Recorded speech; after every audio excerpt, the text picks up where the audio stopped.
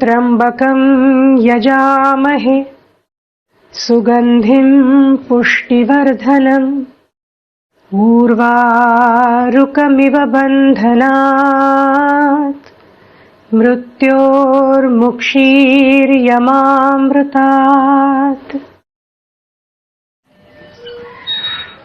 3 नेत्रों वाले शिवजी की आराधना करने वाला ऋग्वेद का ये महामृत्युंजय मंत्र मार्कंडेय ऋषि ने लिखा था।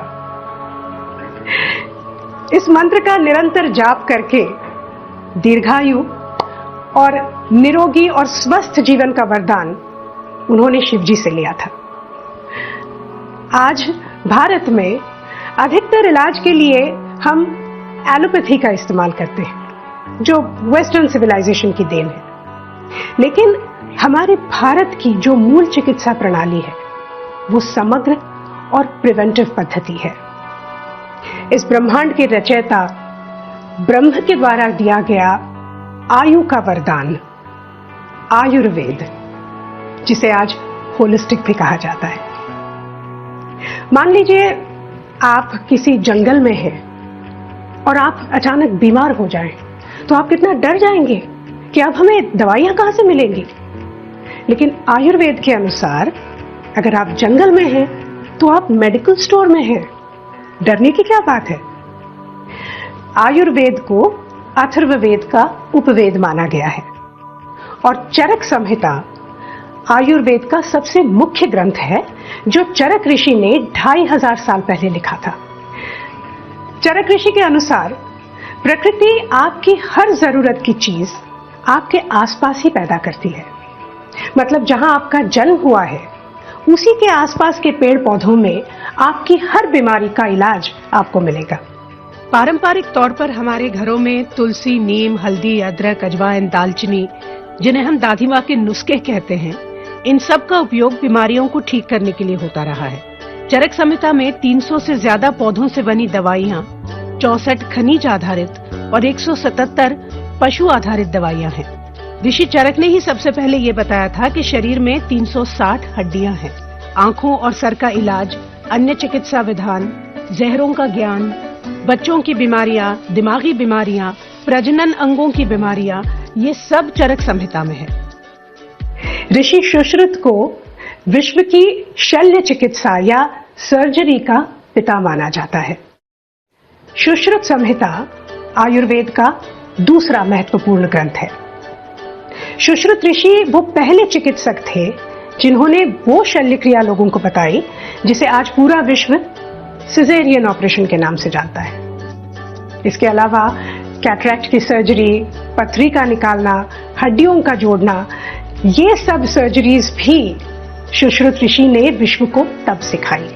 सर्जरीज के अलावा चोट, फ्रैक्चर, ट्रैक्शन, ऑपरेशन के बाद की फिजियोथेरेपी, इन सब के बारे में सुश्रुत संहिता में विस्तार से लिखा गया है। हमारी एक और प्राचीन चिकित्सा पद्धति है सिद्ध पद्धति, जो कि तमिलाकम या तमिलनाडु में जन्मी है। ऐसा कहते हैं कि ये भगवान शिव द्वारा दी गई पद्धति है।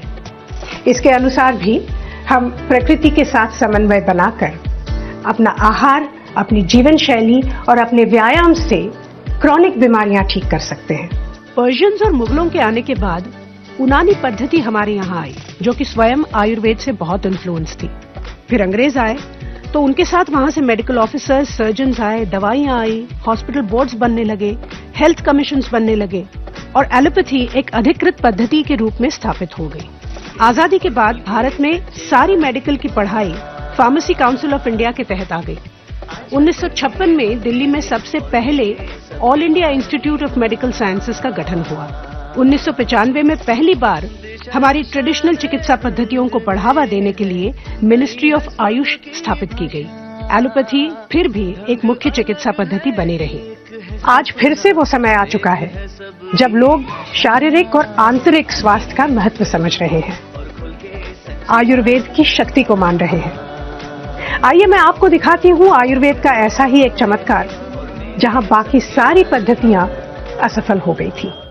बेटा 33 इयर्स ओल्ड, वो उसको स्टमक कैंसर बताया गया था। स्टेज तो उसको बहुत ही लास्ट बता दिया। अभी 12-13 दिन हो चुके हैं, और काफी उसको फर्क है। जो दर्द हो रहा था पूरा ये राइट साइड में ऊपर की तरफ, तो वो दर्द अभी खत्म हो गया।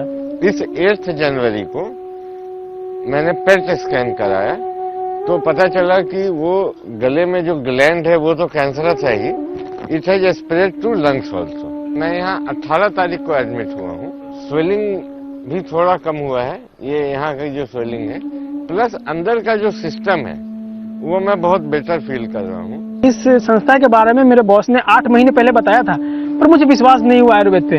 दिल्ली में करीब 12 लाख रुपए खर्च हुए हैं, करीब 2 लाख रुपए मेरा मुंबई में खर्च हुए हैं। उसके बाद मैं यहाँ आया। यहाँ पे मेरा जो है सिर्फ 33 रुपए लगे थे खाने के।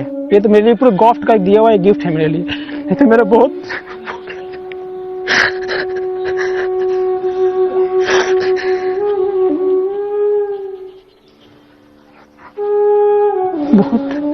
थकने के बाद मैं बहुत ऊपर वाले से दुआ है, जैसे रिलीफ हो रहा है, आगे भी हो जाए, ठीक हो जाएगी उम्मीद है।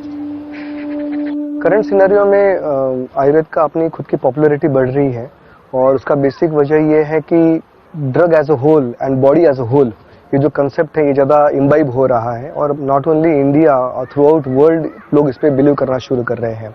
सालाना कम से कम 6,000 से 7,000 पेशेंट यहाँ पे आते हैं। 95% पेशेंट जो हमारे पास आते हैं वो एक तो 3rd स्टेज में या 4th स्टेज में आते हैं। एक्चुअली हमने 37 पैरामीटर्स का हमने एक स्केल बनाया हुआ है। ऑल दिस 37 पैरामीटर्स जो है उसको हमने ग्रेडिंग्स दिए हुए हैं, grade 1, grade 2, grade 3, grade 4 like this. जैसे नींद नहीं आना एक है, भूख नहीं लगना है, पेट साफ नहीं होना है, बेचैनी होना है, घबराहट होना है, डर लगना है। यहाँ हमारा दिन सुबह 5 बजे से शुरू होता है और मेडिसिन है and spiritual healing. This is the best thing.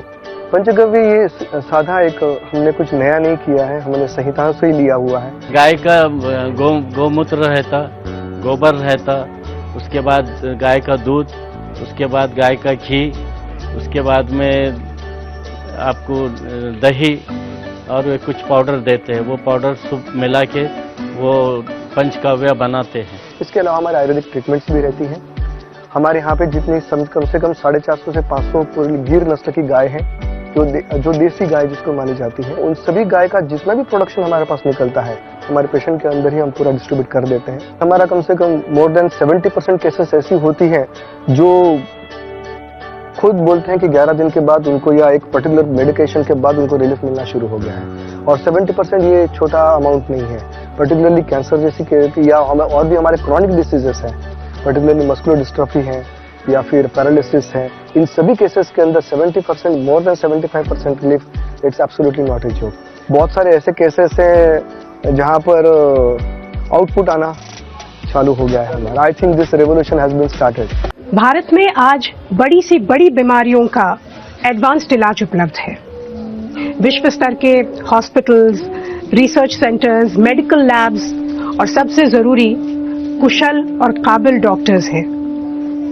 विश्व भर से लोग यहां आते हैं अपना इलाज कराने के लिए। लेकिन इस तस्वीर का एक और पहलू भी है।